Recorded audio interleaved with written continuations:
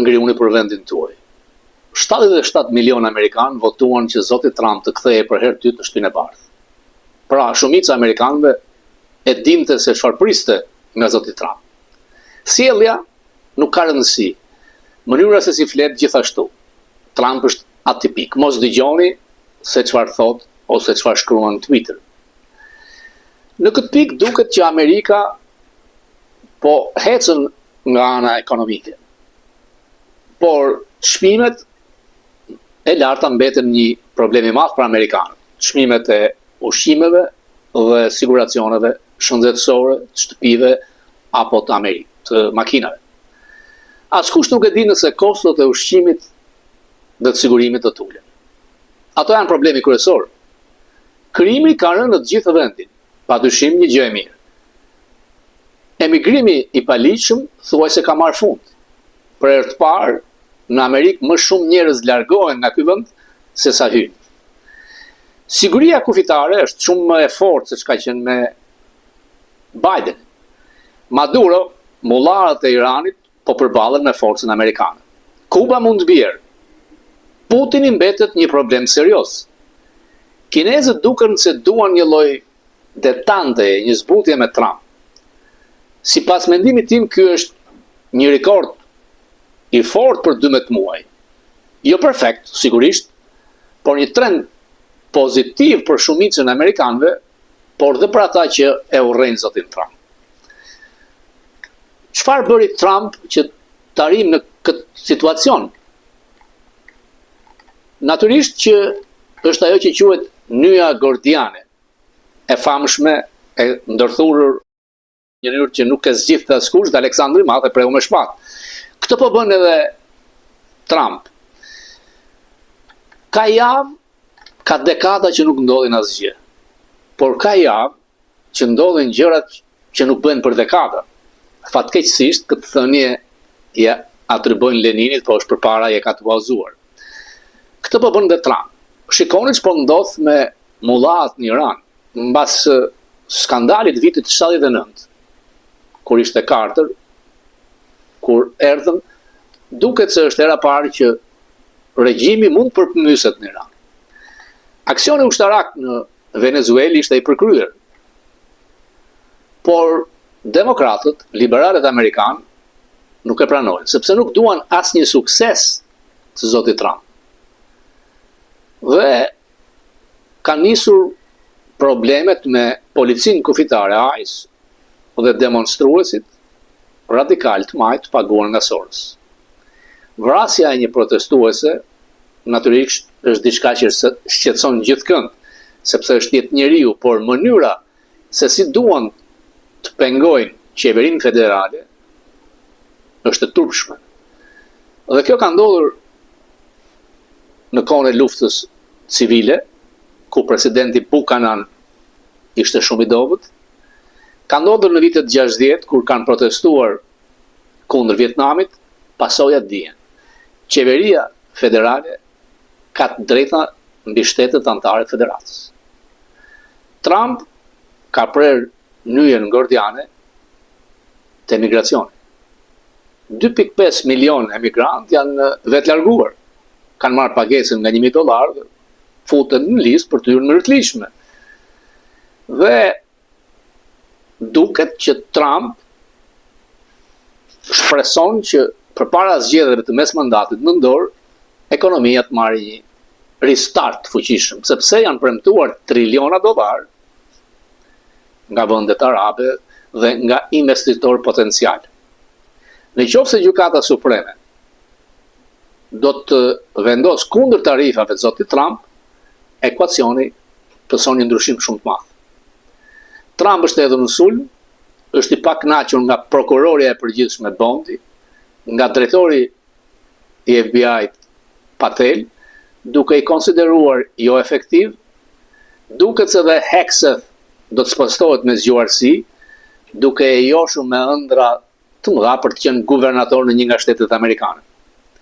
Këtë radhë, administrata Trump 2 ndryshon nga administrata Trump 1. Ka njerëz jo thjesht besnik, por ulur mbar vullnetit të tij, ai sa i guxon të ngrej akuza edhe ndaj kreu të rezervave federale. Nuk ka ndodhur kur të preket pamërsia e rezervave federale. Ka pasur një përplasje me Sorosianin Besen, sekretarin e Thesarit, i cili në telefonat gjatë ka kundërshtuar Trump. Të gjithë këshilltarët e tij në Shtëpinë e Bardhë janë gjendur të befasueshëm. Lidhur me Groenlandën e Nepturiqet dhe Bashkimi Evropian, liderët do të përgatisin një lloj marrëveshje që t'ia dhurojnë Groenlandën, se ndryshe do të ishte një përplasje me NATO-n që kjo nuk mund ndodh kurrë. Dhe Trump e di forcën e Amerikës, e di shumë mirë që NATO nuk ekziston pa Amerikën. Dhe problemi i Groenlandës është që në atë pozicion ka rëndësi kombëtare, ndryshe siç thot Trump, do ta marrin kinezët ose rusët. Zgjuarësia e zotit Trump është për të larguar Kinën nga Moska. Armiku kryesor për Amerikën mbetet Kina. Dhe të duket e habitshme, jo aq shumë që Rama po bën një lloj karshilleku duke dalë pro Kinës dhe kundër Amerikës. Nuk ka asnjë shans që të fitojë me Amerikën, aq më tepër që shqiptarët janë kombi më pro-amerikan, jo në Ballkan, po edhe në Europë. Ai do të përpiqet të shkojë në Davos, do të ndrojë për një takim me Kushnerin, për një firmosje me Rubion për të cilën me mira palestinez, por s'pak e tregon qartë qasin ndaj tij. Ja kam thënë, foto e Patel me kaloshin shqiptar, ngushëllimet kur e uruan për pavarësinë si Rubio si Trump, dhe konflikti i stisur duke futur ngjitur me një nga hajdutët më të dha të Ballkanit, Balluku, përfaqësuesen e Amerikës, vetë se ka zhytur pozicionin e tij dhe tregon bjerjen mendore të një deliranti, i cili kujton se është figurë botërore dhe vazhdon dhe merr dhurata floriri nga vendet arabe që mund të jenë në vende që prosperojnë, për në vende autoritare, gjysmë diktature, vende që shkelin drejtat e njerëzit dhe që nuk kanë asnjë lidhje me Shqipërinë. Edhe Ramiz Alia, në çastet e fundit, ai mbani mend në vitet 90 kur një delegacion i madh nga Iraku vinte në Shqipëri, kanë qenë lidhje të sheikëve me Hoxhën, me Alin, pra nuk është e rastishme.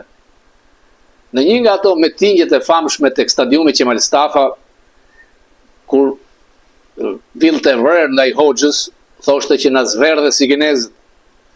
Dhe mbas fjalimit është marrë nga makina e Sulogradecit.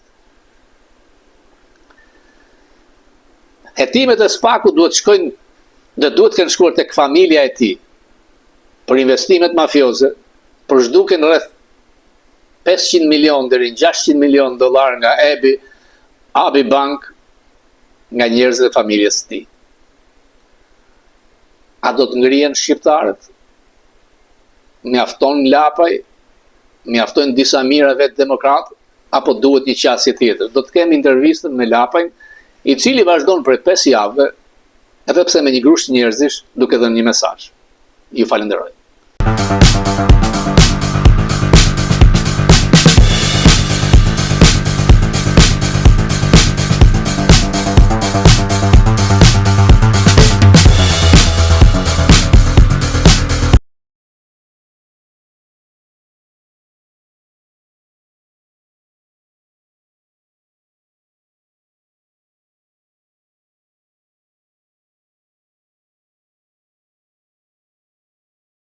Shtohet apo jo? Po, ka nisur të shtohet. Protesta e parë kishte diku te 1500-1600 veta. E dyta kishte rreth 3000 veta javën e kaluar, para 10 ditësh.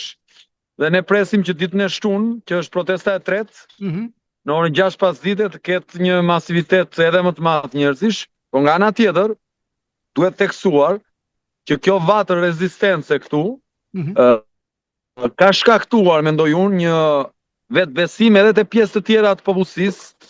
Nuk ishte ndodh, por ja që po ndodh që janë organizuar qytetarë në Vlorë, janë çuar në Durrës, sot janë çuar në Dimal, janë çuar në Maliq. Pra, po ka shenja jete, duket sikur njerëzit po fitojnë një farë vetë besimi. Sa do të vazhdoj? Sigurisht që ne kemi që në 8 dhjetor në protestë pa ndërprerje, prej datës 4 janar ku pati një ndërhyrje brutale të dhunshme të regjimit të Edi Ramës, ku mbi 500-600 forca policore ndërhyn për të hequr dhunshëm çadrat, ne po përballemi këtu me kushte atmosferike shumë të vështira, ka pas shi shumë ftohtë, ka ditë që shkon deri në -7 gradë, por nuk e kemi ndalur dhe nuk do ta ndalim. Ndërkohë ditën e shtunë do të marrim vendimin për vazhdimin. Ideja është që ajo që po ndodh nga Edi Rama është jo njerëzore, por ne kemi refuzuar të dorëzohemi vullnetit të njeriu që thotë nuk duhet protestoni. Po, ne do të protestojmë dhe po protestojmë. Ndërkombëtarët, a keni pasur në një kontakt, në një takim? Po, kam pasur kontakt të vazhdueshëm edhe sot kam pasur kontakt. Po. T'ju bëj një pyetje tjetër. Mua më pëlqen çdo gjë që një grup protestojnë, mos do të ishte mirë që të kishte marrë pjesë te kjo tryeza e Berishës, pavarësisht se ishte partijake, për të treguar një lloj bashkimi për të gjitha forcat?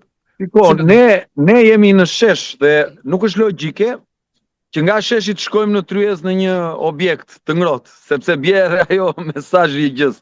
Gjithsesi e kemi bërë të qartë, jo se ne jemi autoriteti që vendos kush del apo jo në shesh, po në funksion të një bashkimi të madh popullor, kemi thënë që ky shesh duhet i mbledh të gjithë, demokrat, socialistë të zhgënjyer, njerëz që s'merren me politik, qytetarë që janë vjedhur që vidhen, njerëz që kanë probleme me shëndetin dhe nuk gjejnë ilaç në spital, familje që nuk blejnë dot shtëpi sepse këtu tregu është në kolaps.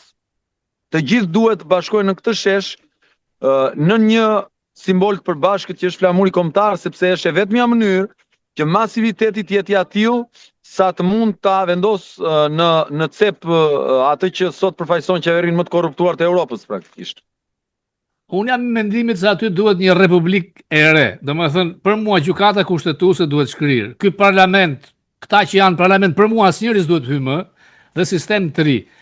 A mos ka ardhur koha që të protestohet edhe tek gjykata kushtetuese, si protestonin amerikanët këtu përpara gjykatës supreme dhe duke bërë trysni edhe antarëve të gjykatës supreme, duke publikuar adresat e tyre? Unë mendoj që në gjendjen që është vendi, ka një autor dhe një person i cili është shkaktar thuajse gjithçka që po ndodh. Ndoshta duket si e tepërt kjo që them, po është realisht kështu. Në Shqipëri nuk ka institucione nderuar. Në Shqipëri ka një njeri që ka marrë peng gjithë shtetin dhe gjithçka e ka kthyer si kanceri në trup në prond veten duke e vdekur dita ditës çdo qelisë të kësaj shoqërie. Ne mund të protestojmë kudo, po protesta do duhet të jetë te autori i skeqjes në këtë vend. Ai është Edi Rama me sistemin që ka ngritur. Duke se i ka blerë të gjithë. Sot ka qenë një rast skandalos, një diplomate e ulët amerikane ngjitur me ish pastruese në Athinës, e cila është me mandat arresti. Dhe shqiptarët duhet protestojnë edhe ndaj këtyre dekurive, si kudo në botë. Unë mendoj që ajo që ai ka bërë sot duke i bërë kashillok Shteteve të Bashkuara përmes një fuqie tjetër ka qenë një gabim fatality.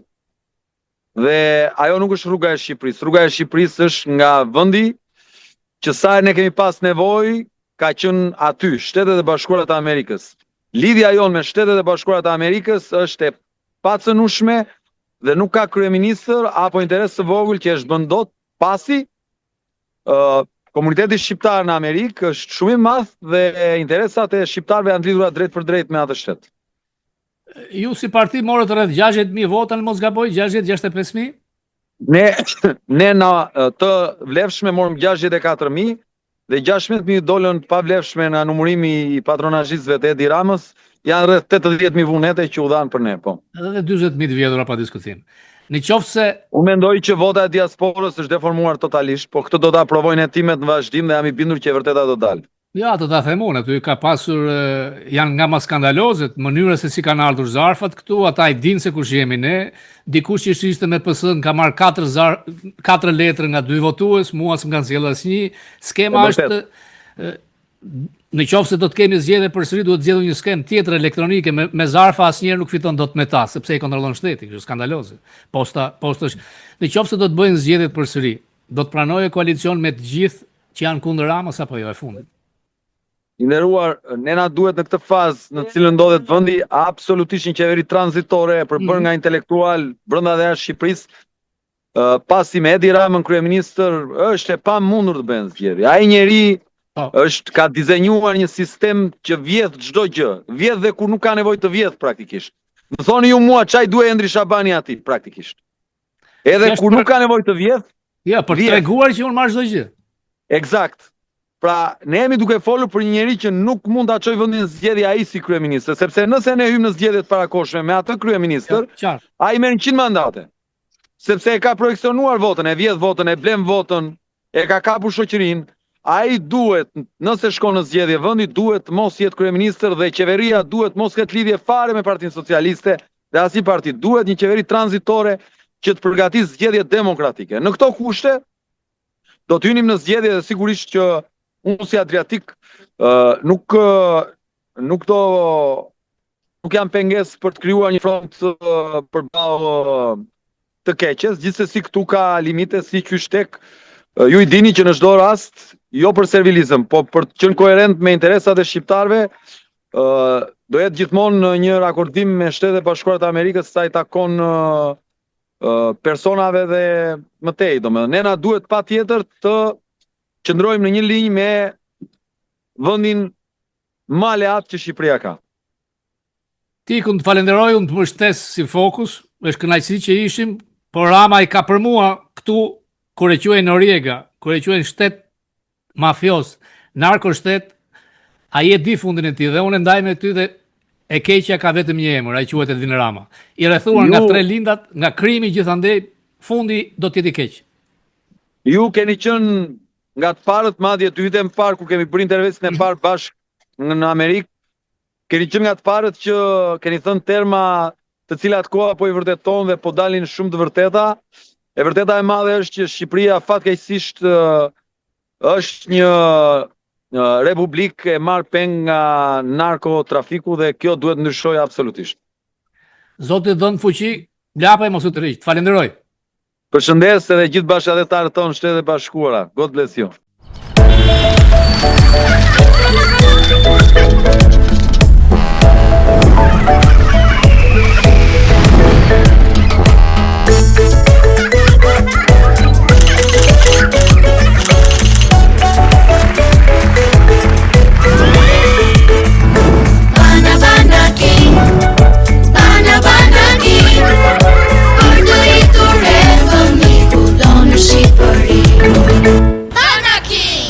Kudo në Shqipëri.